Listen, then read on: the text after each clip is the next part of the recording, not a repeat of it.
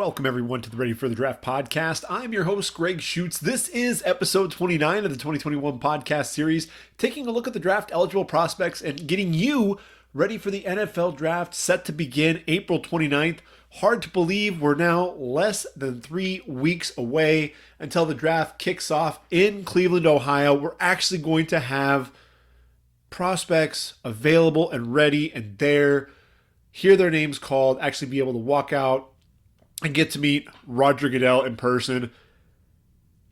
It feels like we're getting back to some semblance of normalcy, and all is right in the world when we actually have a draft, and it's going to be exciting. It sounds like in another year we'll actually be able to see Vegas get its chance to host the draft. Looking forward to seeing what they're going to be able to do there with the Bellagio if they go ahead and decide that they're going to try to transport draft picks there, shuttling them with the boats.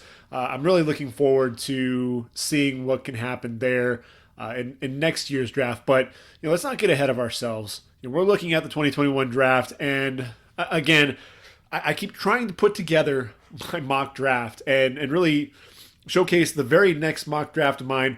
And every time I think I'm about ready to release the first round, what happens? Breaking news hits.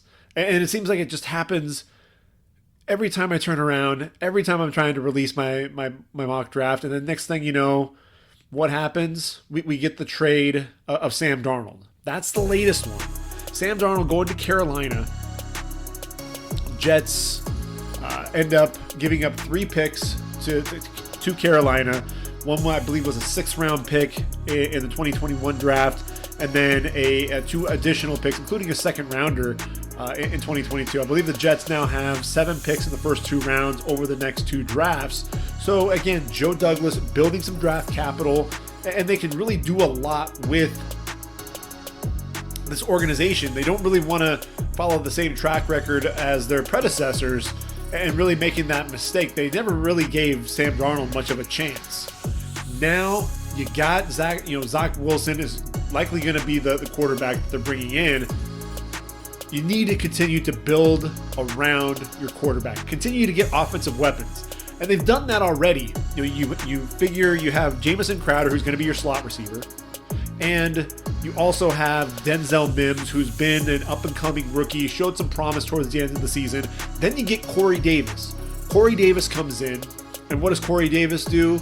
Corey Davis is a guy, he's a former 1st round pick. He's a veteran. He loves, eats, drinks, sleeps football. He loves football.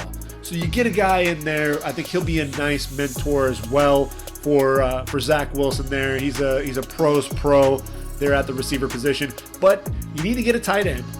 Christopher Herndon is a nice tight end, but I think you need to get a 1. You need to get a tight end at some point. And then also that running back position. Frank Gore's gone. And so you're talking about LaMichael P. Ryan. You're talking about Josh Adams. You really have a running back by committee, if you will. If you're looking at 23 now, Jets, I think you have to target Najee Harris if he's there. If not, maybe you're considering Travis Etienne.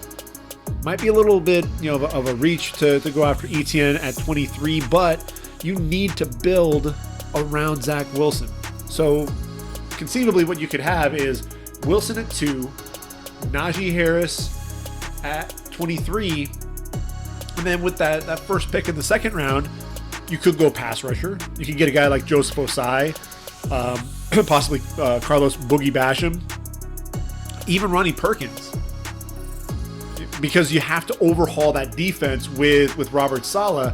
You could also go offensive line, continue to upgrade that line to protect your investment with Zach Wilson. It's going to be interesting to see exactly how this plays out for the Jets, but I really think they have to make sure that they make it a priority to take care of Zach Wilson, both up front and with his weapons around him.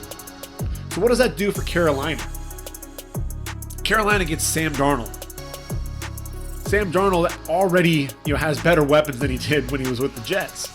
I mean, come on, he's got Christian McCaffrey. CMC, you've got one of the best running backs in the game. He's reunited with his main man, Robbie Anderson. And we already know that DJ Moore, he's a 1,000-yard receiver as well, so he's already got some really nice weapons. Carolina, I think what they do, and we've already seen kind of the roadmap for success with Matt Rule. He already upgraded the defensive line in last year's draft. I think that 8th overall pick is going to be focused on the offensive line. Why? You gotta protect your investment in Sam Darnold. And really, the biggest thing is you've got Russell Okung, who is not back. He's that left tackle, and you use the franchise tag on Taylor Moton, right? So you use the franchise tag on Taylor Moton, so you ultimately need a left tackle. And so I think this pick is going to come down to one of two guys. It has to. Penei Sewell could absolutely fall to them at number 8. Think about it. You've got quarterbacks coming off the board in the first 3 picks. Likely Lawrence, Wilson, and then probably Jones. Unless Fields is able to change the opinion of Shanahan and Lynch with his second pro day coming up on April 15th. After that, you're talking about, Atlanta could potentially trade down, but if they stay put, I think they go Kyle Pitts there. Then you've got a run, I think, on the next 3 picks will be receivers. I think it'll be Chase, it'll be Smith, it'll be Waddle. So then you get to Carolina at 8.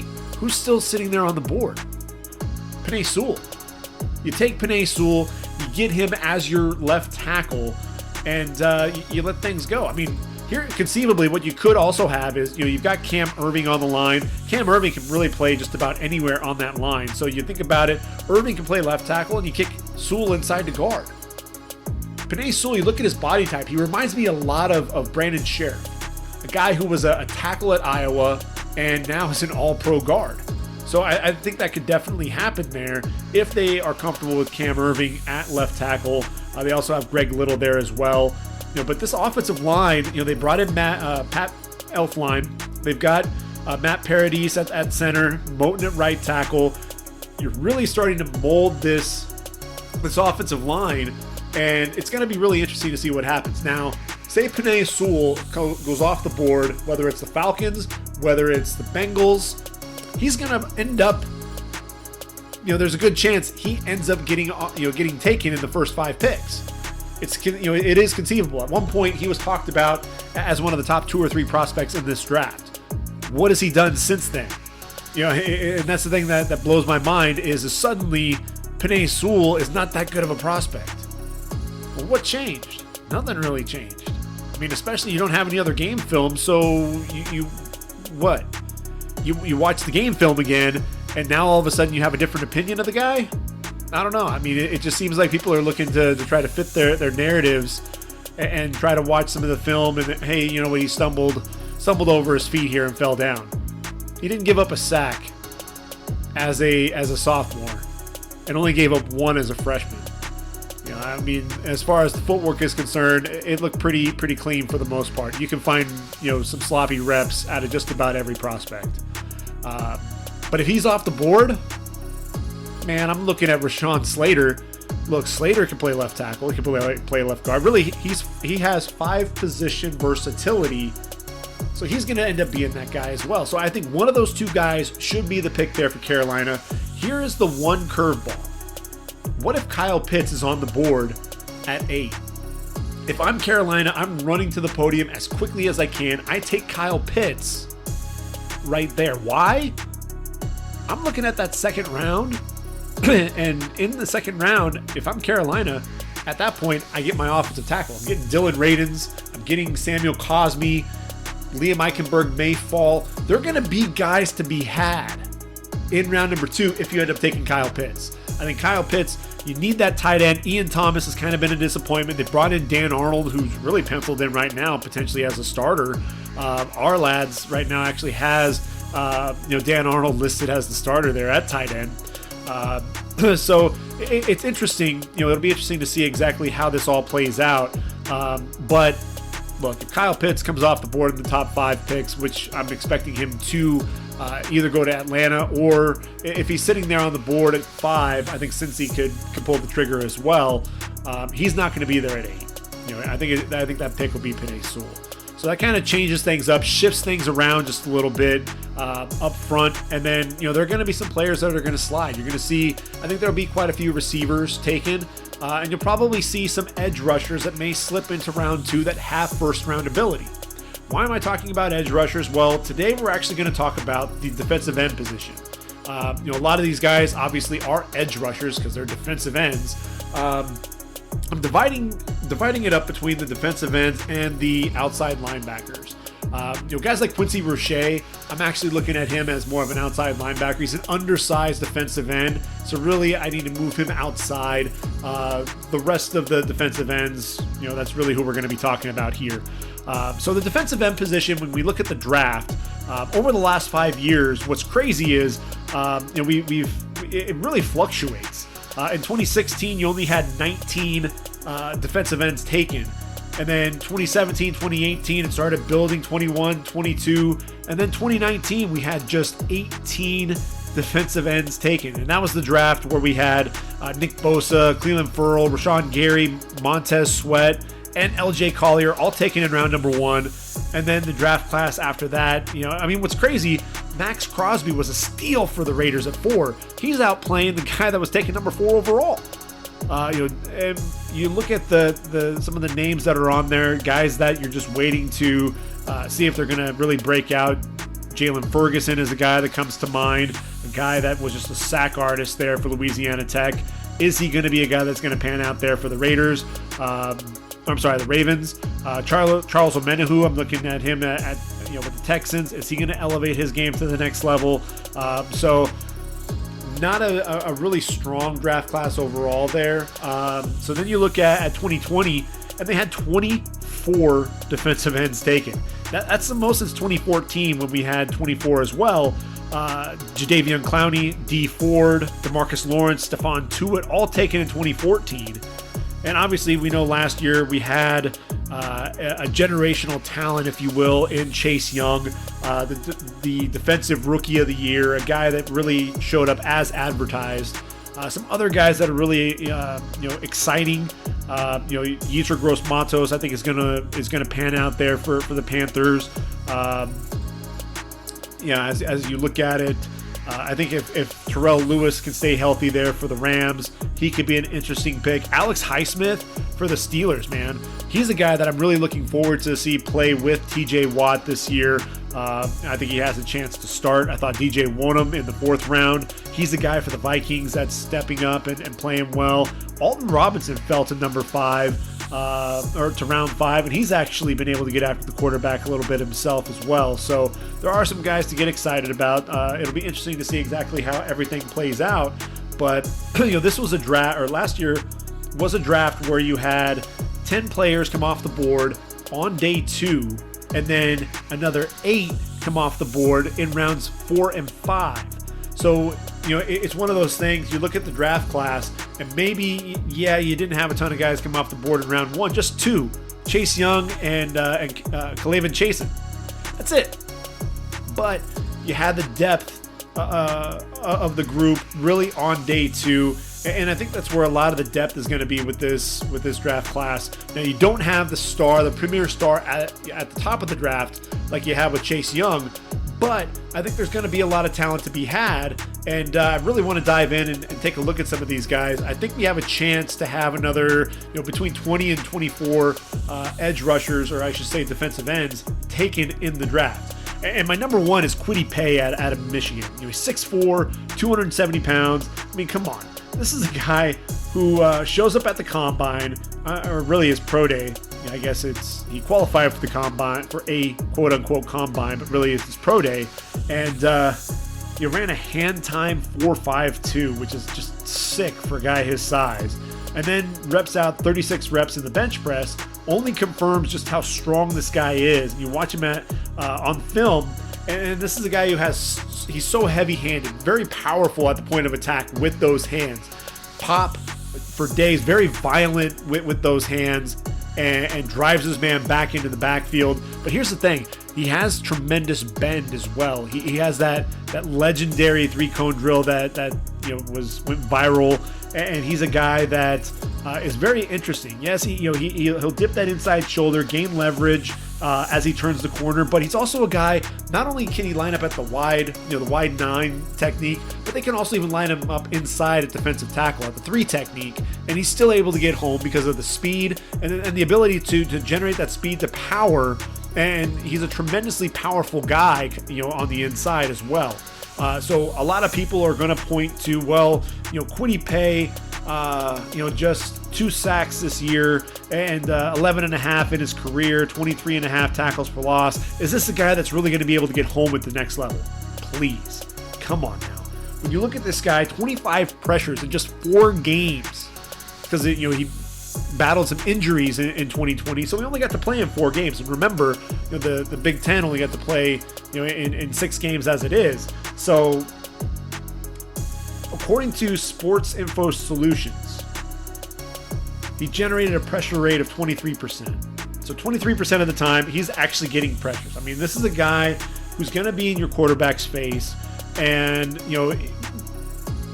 here's one of the things that I thought was really nice. I talked about that speed to power. He's actually developed a really effective push-pull to really ultimately get that offensive tackle off balance and really throw him out of the way. I mean, that power, to be able to just throw guys aside, and watch out for him when he's lined up as an interior lineman on those stunts, because when he loops around, he's able to bend and get around in a hurry. And once he gets that head of steam going, watch out, because he is lightning quick for a guy his size. And for me, I loved watching him and Aiden Hutchinson, who's going to be a potential first-round pick in next year's draft. He decided to come back to Michigan. But look, Kwity Paye, I've been all over the board with him. I had him at 14 to Minnesota. I have him right now with my mock draft to Miami. But he's really, to me, a guy that he's a 4-3 defensive end.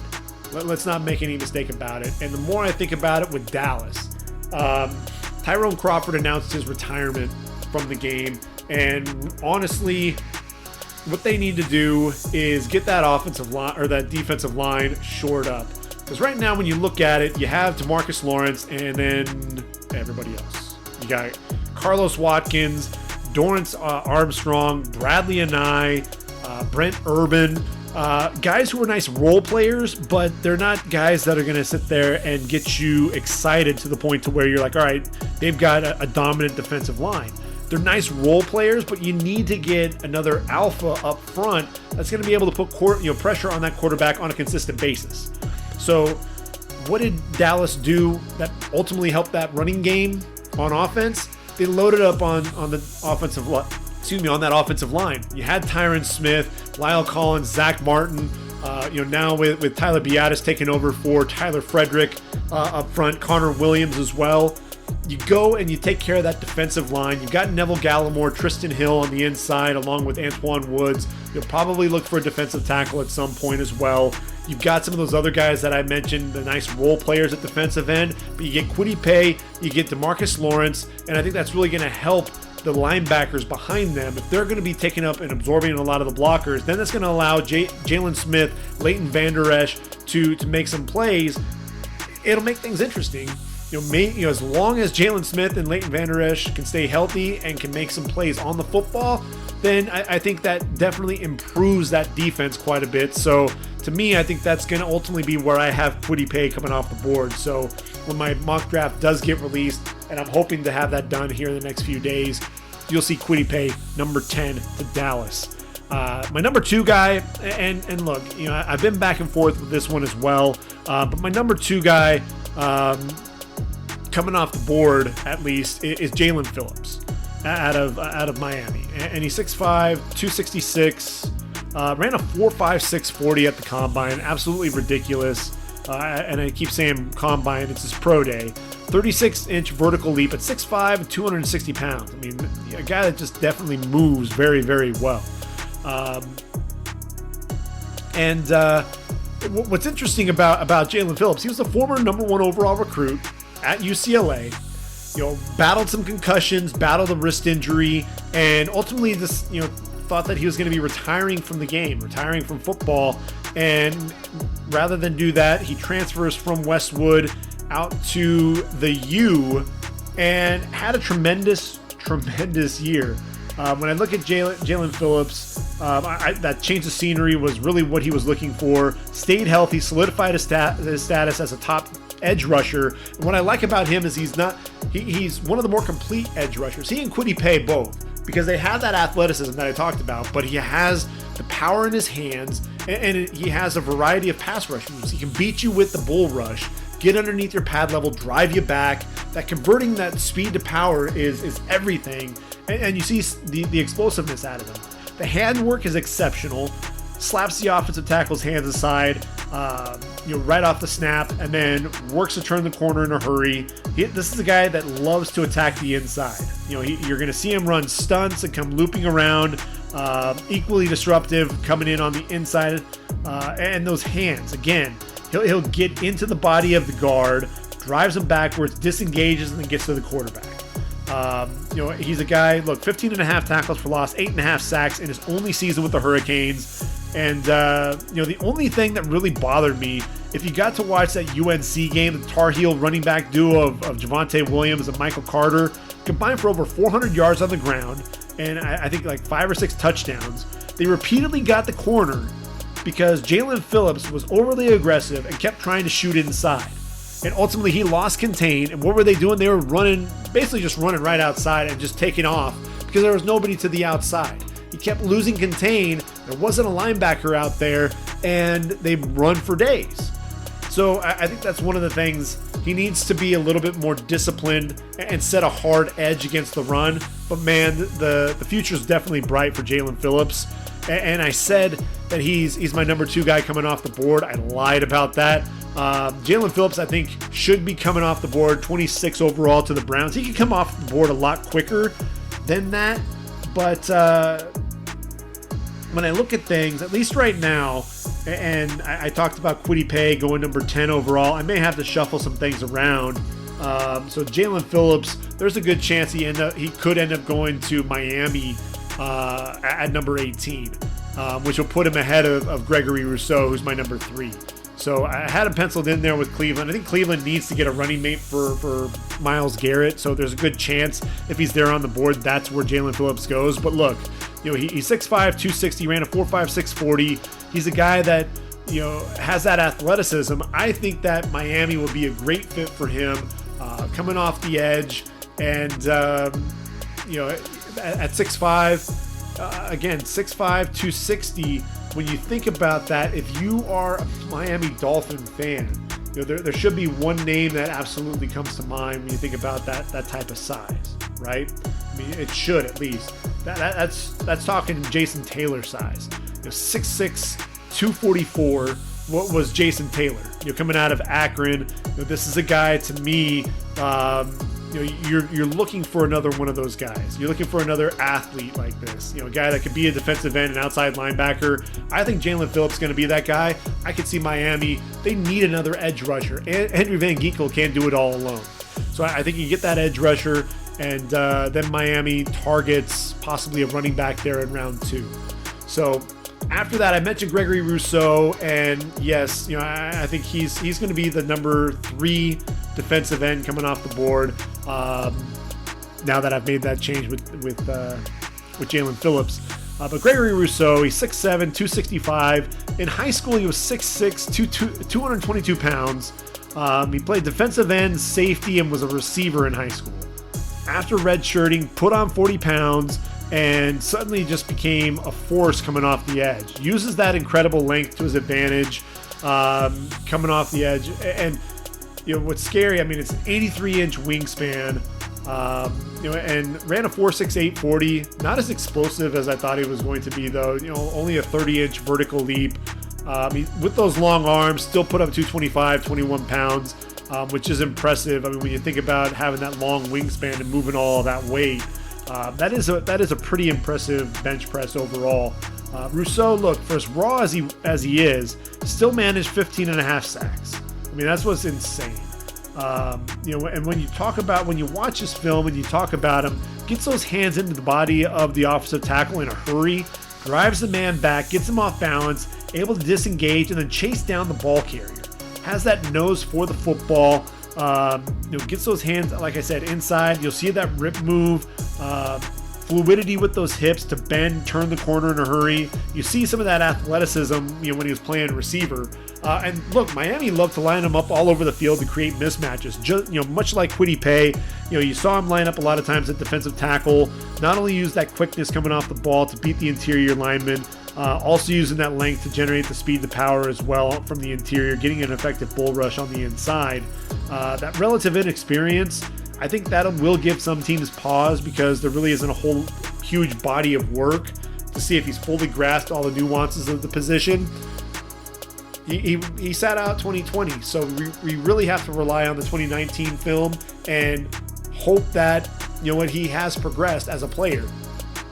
He's a young guy, and so that's really what worries me about him in the draft is, you're really kind of going based on a lot of the traits more than anything else. And I think we're going to see that with a lot of guys in this draft class. But when you look at the Colts, Tyquan Lewis, Isaac Rochelle, Ben Banagou, Kimoko Toure, those are the guys that are really left rushing the passer now that Danico Autry has moved on to, I believe it's Tennessee, and Justin Houston is no longer on the roster. So you need to get another guy coming off the edge there at defensive end, and I think Gregory Rousseau is ultimately, he should be that guy.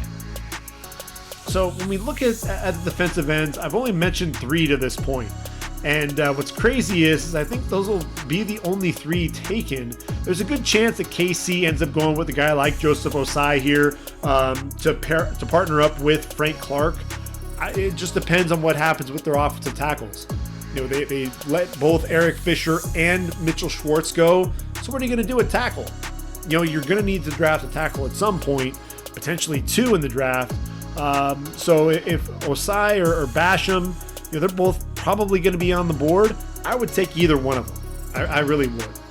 So if we're looking at who's the next guy then, well, the next guy could very well be, I mentioned Ossai. I think both he and Basham should be the next target. And when you talk Joseph Ossai, this is a guy whose motor never stopped. And I think he continued to develop at Texas. A linebacker the first couple of years there, really played primarily with his hand in the dirt. And he's another guy that you're going to point to, hey, just 11.5 sacks. He just had 5.5 sacks last year. That's not that impressive. He had 30 tackles for loss, including back-to-back seasons with at least 13.5 tackles for loss. And a guy, 3 forced fumbles, and a couple of pass breakups as well. So definitely had a nose for the football. 2019, the guy had 90 tackles at the linebacker position as well. But a guy that just always seemed to be living in opposing backfields. Just always putting pressure. And that's one of the things that I thought was a lot of fun when I watched Joseph Ossai play was, he just, that quick first step, powerful hands, and then the relentless motors, always wanting to work. And that was really what was fun. You can't look at the stats because he lived in opposing backfields. That's, he was just so disruptive. And I'm a huge fan of his. I think Joseph Ossai could come off the board late round 1. I think ultimately comes off the board round 2. I think the Bengals could take him there. Atlanta needs an edge rusher as well. If the Jets don't go edge rusher, they could go with an edge rusher here in round 2 as well. Carlos Boogie Basham is another guy. And again, I compared him to AJ Epinesa and said, well, I think, he's a guy that has similar body type and, he's just not as explosive. And I don't know what in the world I was paying attention to. Because yes, AJ Epinesa 6'6", 280, but he ran a 5.04 40. Not all that impressive, when you think about things. And what does Boogie Basham do? Boogie Basham shows up, and for a guy who's 6'5", 285, ran a 4.68 40. And so much more explosive than I think anybody was ever giving the guy credit for. And when you look at the body, the dude's actually a physical freak. This guy's jacked. 36-inch vertical leap, bench press over 400 pounds, squatted over 700 pounds as well. Incredibly productive for the Demon Deacon. 19.5 sacks, 13.5 tackles for loss in the last 3 seasons. Not necessarily a guy that's going to bend all that well.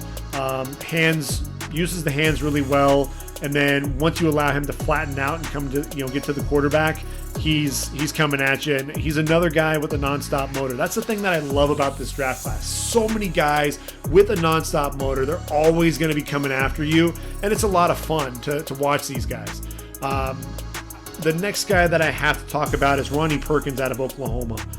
He's 6'3", 253. If you just look at, his pro day, well, you're not going to be all that impressed with the 40 time. He ran a 4.72, which isn't spectacular when you're talking about some of these other guys. And he measures in at 6'2" and 253. So, is he a guy that is going to win with speed all the time? I think what you do see with Ronnie Perkins is a guy that is very versatile in his way to get to the quarterback. He's going to get his hands underneath your pad level and he's going to jack you back. He's going to get that hand underneath the armpit of that offensive lineman to get him off balance. Very violent with those hands, very physical, for a guy who's only 6'2" and 253 pounds. But I think he does bend pretty well. I think he is pretty quick off the ball. And that 4.74, look, how often is he really running a 40-yard dash? This is a guy who's got short area quickness. And here's the biggest thing about Ronnie Perkins. I mentioned guys with a nonstop motor, but Ronnie Perkins, what he did for OU's defense is so, nothing short of remarkable. You think about OU this past season. Starting out the year, they lose 2 games to Iowa State and K-State, right? They did not look like a defense that teams were going to be talking about, as just a powerhouse defense. We were hoping that Alex Grinch would be able to get through to that defense, and you didn't really see it. But you could see what Ronnie Perkins meant to that defense once he took the field, because that defense played differently. Suddenly you had 4 and 5 guys, 6 guys sometimes rallying to the football. What did he mean to the guys up front? Perryon Winfrey turned into an absolute freak of nature there at the nose tackle position. Why? It's because number 7 was on the field. Yes, he was suspended for 5 games after testing positive for marijuana prior to the Peach Bowl. But man, this was the guy who made an impact. Made an impact on the team. I think he stepped up as a leader even before the suspension was up. They allowed him to be on the field. They allowed him to coach his team up, and you could see what he meant to those guys. And that's something to me more than anything else. When Ronnie Perkins, wherever he goes, and I think he's coming off the board in round 2, wherever he goes, I think he's going to be successful. To me, he could very well end up being one of the top, if not the top edge rusher in this draft. I think Ronnie Perkins, there is something special with him because of what he did at OU and just the way that he elevated the play of everyone else around him. Which takes us to Jayson Oweh. He's 6'5", 257, and the dude runs a 4.36 40. Are you kidding me? 39.5-inch vertical leap as well. We knew that he was going to be a physical freak. We knew that these stats were going to be ridiculous. But let's not go Mike Mamula on everyone, okay? You remember him from the Eagles when he was drafted in the top 10 after a freakish combine performance.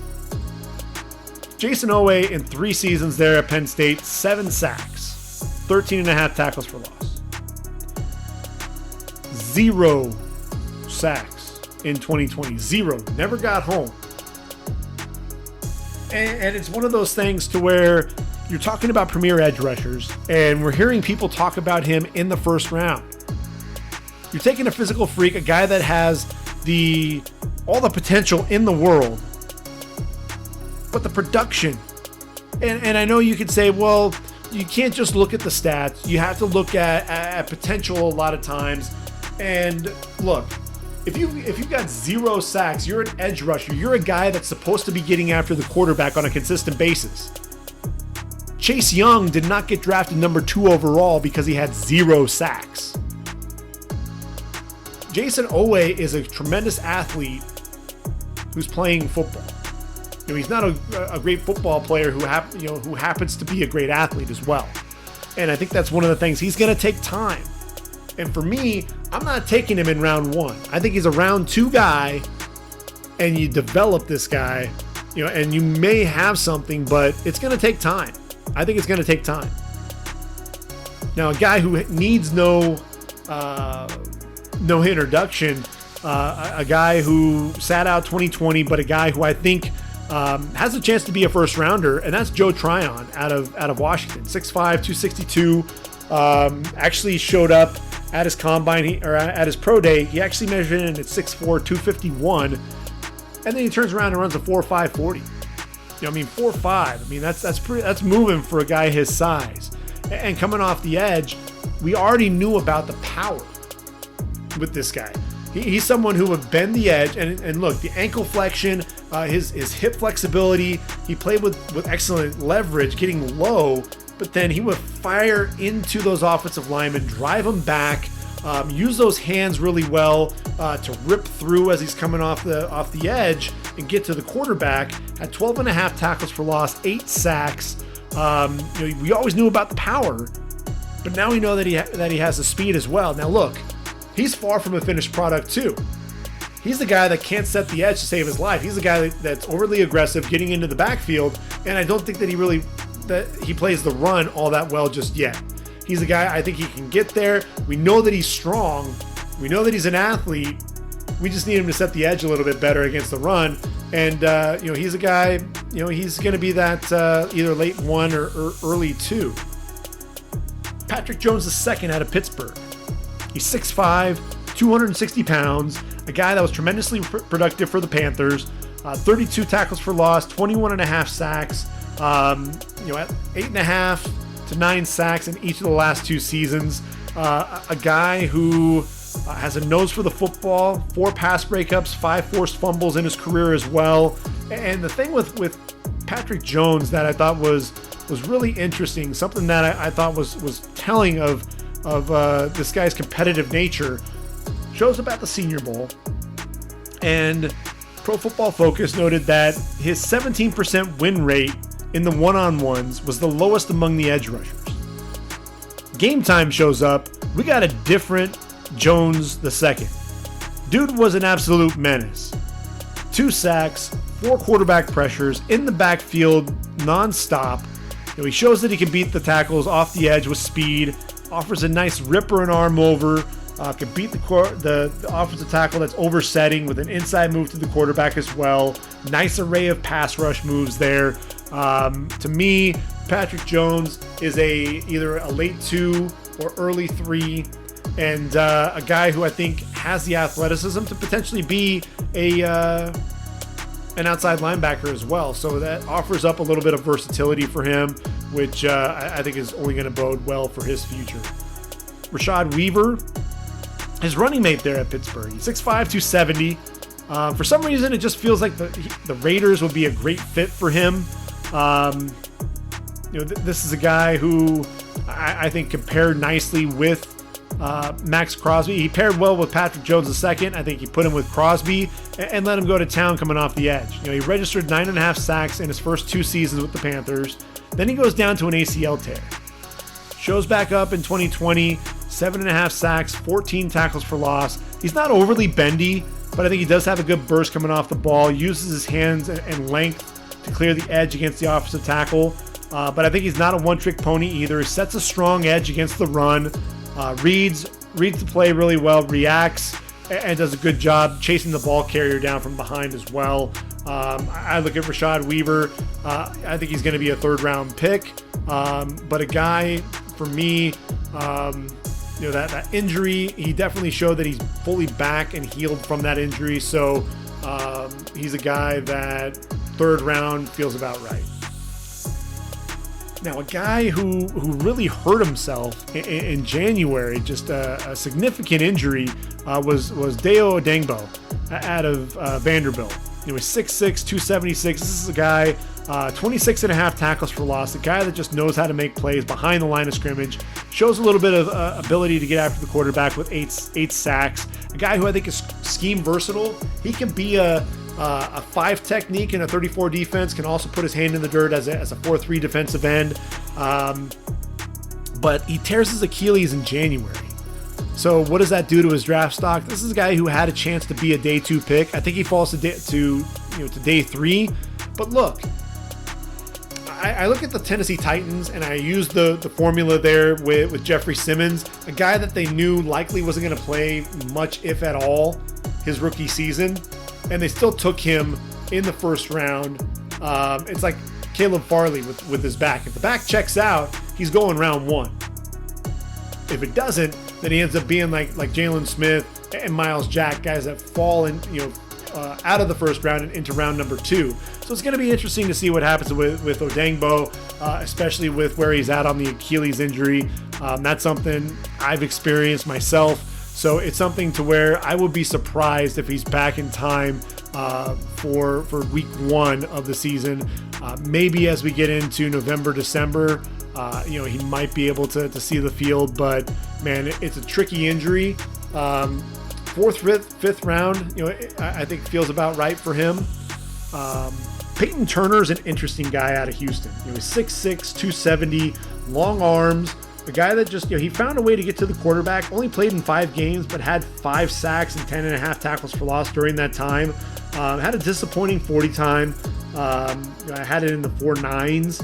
A guy too that was inconsistent, I thought at times there in the Senior Bowl. But look, make no mistake about it. This is a guy who, 9 pass breakups as well, has tremendous length, and a guy that I think could also end up being a 5 technique in a 34 defense when it's all said and done. I think that's probably going to be his home. I'll give you the name of a guy who I think is going to get drafted a lot higher than people expect, and that's Jonathon Cooper out of Ohio State. 6'3", 253, ran a 4.69 40 at the combine. His 3-cone drill was under 7 seconds, which is impressive.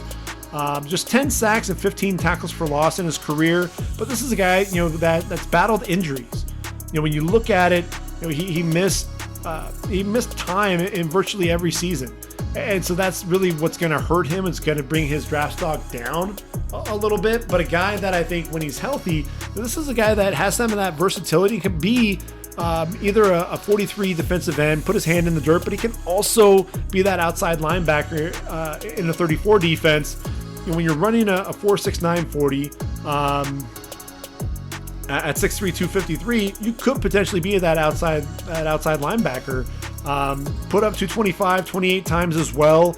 I think Jonathon Cooper could probably, I don't think he sneaks into round 3, although he could, especially if at Ohio State's second pro day, if he decides to run the 40 again and he gets, if he drops that into the low 4.6s, possibly even into the 4.5s, then maybe you see him creep in there. But I think he'll probably end up being a 4th or 5th rounder, if I had to say where he's coming off the board. As I continue looking through this group, and again, it's a pretty impressive group. I'm going to stop off at Ade Ogundeji there for Notre Dame. He's 6'4", 269 pounds, 7-foot wingspan, which is absolutely ridiculous. Runs a 4.71 40 and a 36.5-inch vertical leap. So we know that the guy's an athletic specimen, and the thing is it translates to the field. This is a guy where you have a running back that's trying to get outside, gets up to a head of steam, and ultimately what Ogundeji is able to do is get off his block and move laterally and drop the guy down on the edge for basically no gain. Ogundeji is an athlete, and the thing with it is unlike a guy like Owe, who just has a hard time getting to the quarterback, Adetokunbo, Ogundeji can absolutely get after the quarterback, in my opinion. He's a guy that I think is going to set, he sets a really nice edge against the run as well. And to me, overall, a guy that I think, could he be a day 2 guy? Probably not. You probably see Ogundeji fall to round 3, but he's very impressive. He's not going to be overly bendy, but he'll use that burst, solid handwork, surprising change of direction skills, like I mentioned, and he's going to play with power at the point of attack. So I think he has some of that versatility there to potentially be a 4th round pick. I think that could be where we see Ogundeji come off the board. Now, his running mate there at Notre Dame, not quite the athlete as Ogundeji, but pretty close. Jaelan Hayes, he's 6'3", 253, ran a 4.69 40, which is actually a little bit faster than Ogundeji. 26 reps in the bench press, 32.5-inch vertical leap. This is a guy, 9 sacks, 20.5 tackles for loss, 4 pass breakups, 4 forced fumbles, 5 fumble recoveries. Definitely a guy that has a nose for the football. Was one of the leaders of that Notre Dame defense, and a guy that I think is, still probably has his best football ahead of him. This was a guy who, they didn't rely on him to have to get after the quarterback all the time, but a guy that really did a lot of pressuring and ultimately forcing quarterbacks to make the poor decision. And when you've got guys behind you named Jeremiah Owusu-Koramoah and Kyle Hamilton, the fabulous safety, who's going to be a top prospect in next year's draft, you don't have to necessarily get home against the quarterback to ultimately rattle his cage a little bit. So to me, I think Hayes probably 4th or 5th round pick at this point, but a guy to definitely keep an eye on. Another guy to keep an eye on, freakishly athletic, is Cameron Sample. He's 6'3", 280 pounds.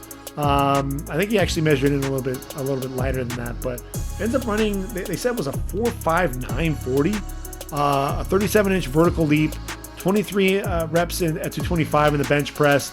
A guy who really started coming on this past season as a sophomore, had a solid year, 5.5 tackles for loss, 4 sacks. Had a dip in the number of sacks. Still have 4 pass breakups, but only 1.5 sacks as a junior. Stepped it up, 7.5 tackles for loss, 5 sacks as a senior. And I think there is some scheme versatility here for him. I think he could potentially be a 5 technique if you need to, but Sample to me, I think, should be a 4-3 defensive end, and I thought he definitely helped himself in terms of his draft stock with what he did at his pro day. I think that kind of solidifies himself as an early, as opposed to a mid to late day 3 guy. This is a guy that for Tulane, I thought he was effective really with his power at the point of attack. That's where you saw that a lot, but he did win with a good burst, excellent hands, good leverage as well. And then he has a nice array of pass rush moves as well.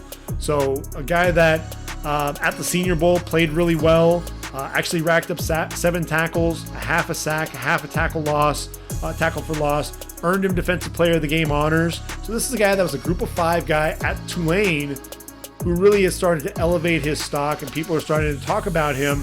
He's a guy that's going to pass up a lot of other guys, just because of that momentum that he's been building during the pre-draft process. Wyatt Hubert out of K-State is another guy who's a lot of fun. Ran a 7-second 3-cone drill. He's 6'3", 270, the junior, 33 tackles for loss, 20 sacks in his career. He's a guy that's a lot of fun because he plays with his hair on fire. He's got that golden mane that's hanging out of his helmet. And he's a guy that just has a motor that never quits. He's got some nasty to him. You're going to see some personal foul penalties. You're going to have to get him to dial back a little bit on that. But definitely a guy that can bend a little bit. Really strong at the point of attack as well. A guy that when you see him out on the field, you're like, there's no way this guy is going to be that explosive. And then he has that first step. A guy that I think, he'll take a jab step to the outside and beat you to the inside. So there's a little bit of twitchiness to his game as well. When he runs a 7-second 3-cone drill at 6'3", 270, I think that's definitely going to make you take notice.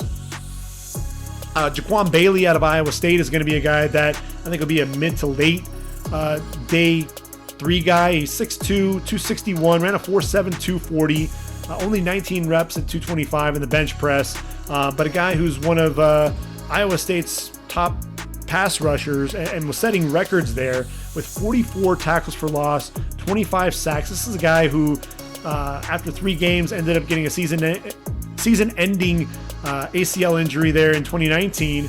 But prior to that, just an absolute beast.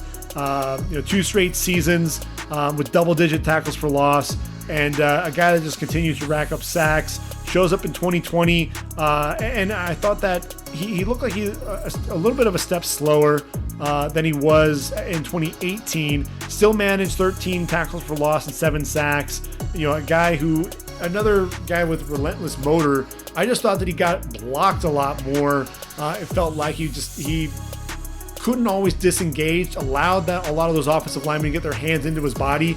And look, the 19 reps in the bench press tells me, yes, this guy wasn't as strong as he needed to be to get off some of those blocks. And so I think for those reasons, he'll probably end up falling just a little bit in the draft.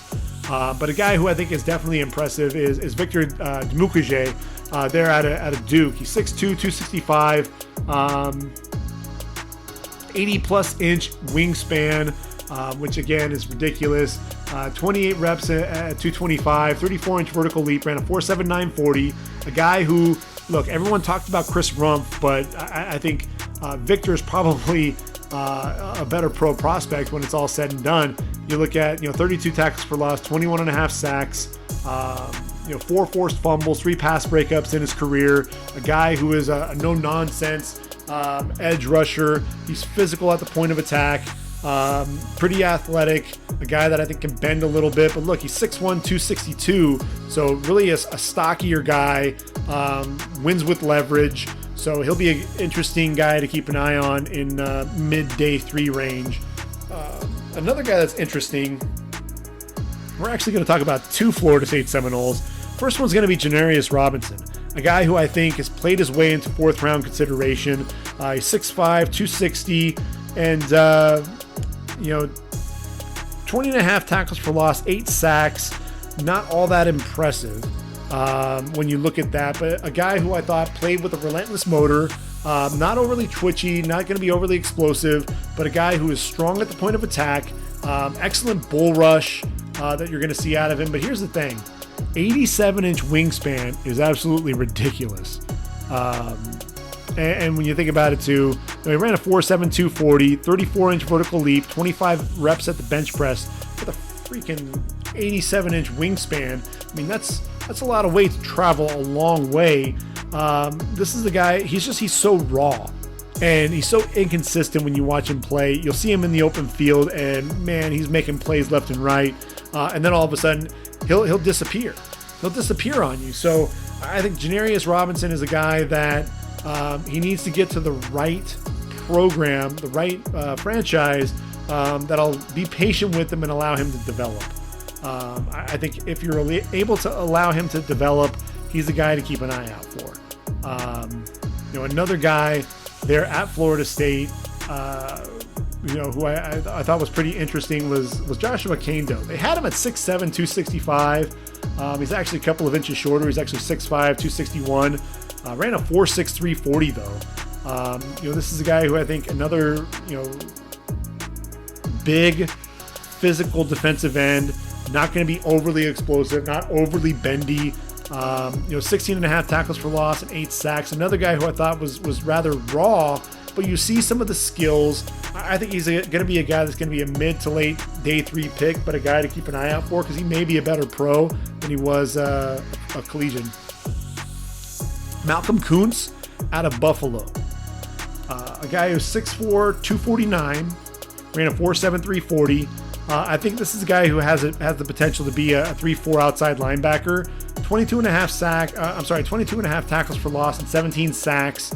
A guy who I thought was inconsistent this year getting after the quarterback. I think he struggled at times to get off blocks. He didn't have his running mate along with him, and so I think that really hurt.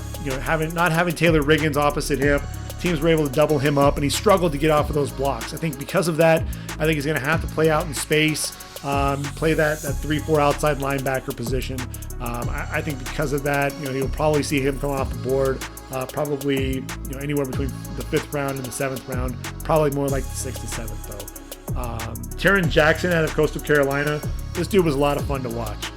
He's 6'2", 260, and a guy that just knew how to get after the quarterback. 42 tackles for loss, 24 and a half sacks.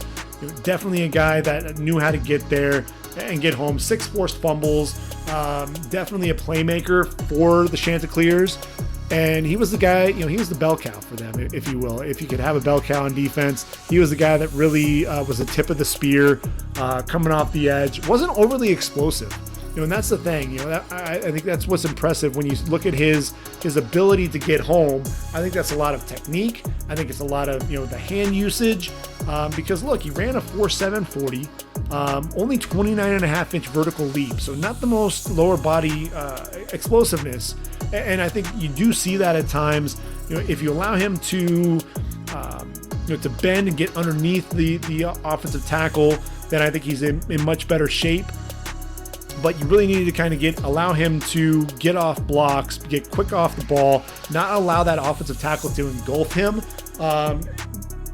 So he's one of those guys. I don't know that he can necessarily be a 3-4 outside linebacker and play in space. So I'm a little worried about him transitioning to the next level. But I think Taron Jackson probably going to end up being in that 6th round range if I had to guess. As we continue to look through the group, Chauncey Golston out of Iowa is another guy that I think could get drafted.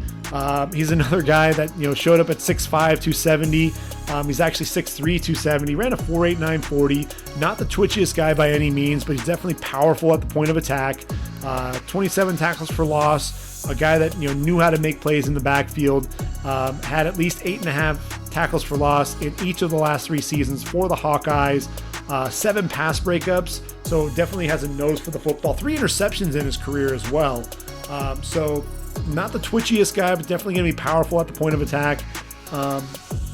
He may end up being a guy that could be a 5 technique when it's all said and done as well. He looks like, if you look at his body type, he feels more like a 34 defensive end more than anything else. And then one last guy, when we look at this draft class, guy that I really feel for is Malik Herring out of Georgia. He's 6'3", 280. Part of that whole rotation there at Georgia. So you really can't look at the stats. Just 11.5 tackles for loss and 4 sacks. But this is a guy I thought really had the ability, if he had wowed some people at his pro day, could potentially move into that, late 3rd, early 4th round range. I love the athleticism for a guy his size. He ends up tearing his ACL at the Senior Bowl in January, so that really clouds where he's going to be. I wanted to see him flash some of that athleticism to ultimately allow him to raise that draft stock.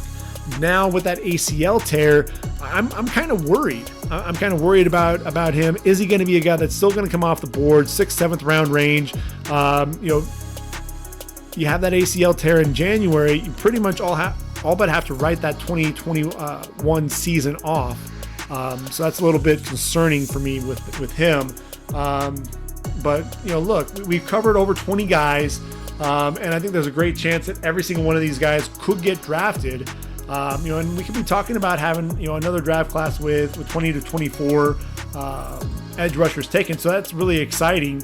And look, you've got a lot of different guys here. I think the guys at the top, what we really are talking about, they're versatile. They're not just guys that are going to play, coming off the edge, playing that wide 9 or anything like that. They can also play on the interior. They're going to line up all over the line. They can set a hard edge against the run. Most of them can, and they're very good with their hands. But it's the motor, nonstop motor for a lot of these guys. They're not lazy guys. They're guys that are going to work hard, get after the quarterback. I actually think we've got quite a few guys in this draft class who are going to end up being really solid pros. And I think when we meet again next year, we're talking about defensive ends. I think we'll have a lot of guys that we'll be looking at going, wow, they had really nice rookie seasons, and the future is looking bright for the 2021 defensive end draft class. So that kind of brings the podcast to a close. I'm looking forward to yet another installment of the From a Fan's Perspective segment. I've got a couple of more guests that I'm working on that are kind of in the hopper right now. So more to come there. Hopefully we'll be able to get some of that released here pretty soon. But we're going to take a look at the defensive tackle position. And this is a group that's pretty underwhelming overall. And I think that's one of the things that's pretty surprising is, when we look at defensive tackles, we only had 18 defensive tackles taken in last year's draft. And if you remember, that was Derrick Brown, Javon Kinlaw, the group really at the top of the draft. So the trend is definitely there in terms of the lack of playmakers coming out at that defensive tackle position. And really, you even go back to 2019, Quinnen Williams starting to really play well there for the Jets. Ed Oliver had kind of some slow going. Dexter Lawrence has played pretty well for the Giants. Christian Wilkins is decent for the Dolphins. Jeffrey Simmons was solid for the Titans. Jerry Tillery, kind of up and down there with the Chargers. So it's one of those things to where this is a position that I think is starved for some of that talent. And I think the number one defensive tackle is going to be Christian Barmore. The question is going to be, where's this guy coming off the board? Less than 800 snaps to his, under his belt. But look, 8 sacks, 9.5 tackles for loss. And look, he made Justin Fields' life miserable in that national championship game. He's 6'5", 310. I think he's a guy that could come off the board as high as 17 to the Raiders. Although I think the Raiders, what they've done at the defensive tackle position, I don't see them taking a D tackle anymore. I think they've done a decent job in free agency attacking the interior of that defensive line. They really needed to shore up the D line a little bit, in terms of allowing so much against the run. They brought in guys like Solomon Thomas, Quentin Jefferson to the mix to add with Jonathan Hankins, Maurice Hurst. So they added a couple of guys. They could still go Christian Barmore there. I think the Jags are another team that could potentially go with a D tackle like him.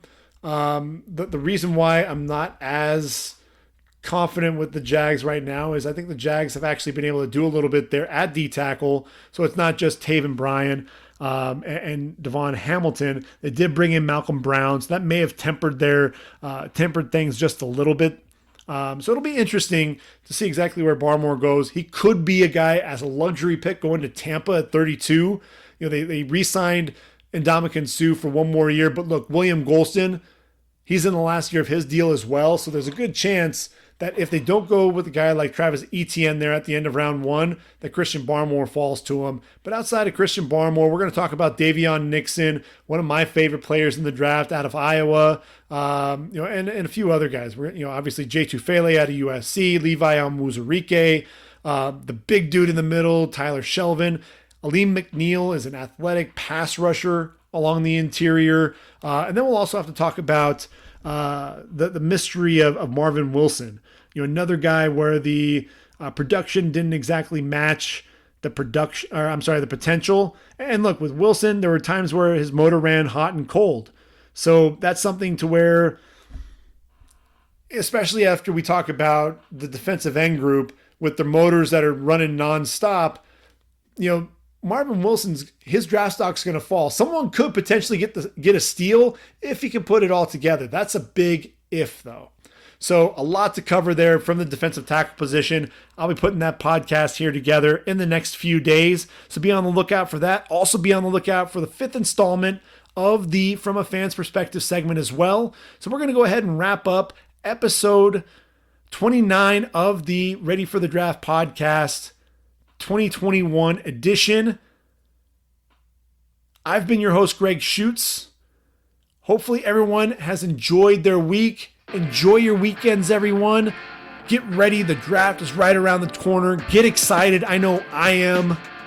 Take care, everyone. And until next time, I am out of here.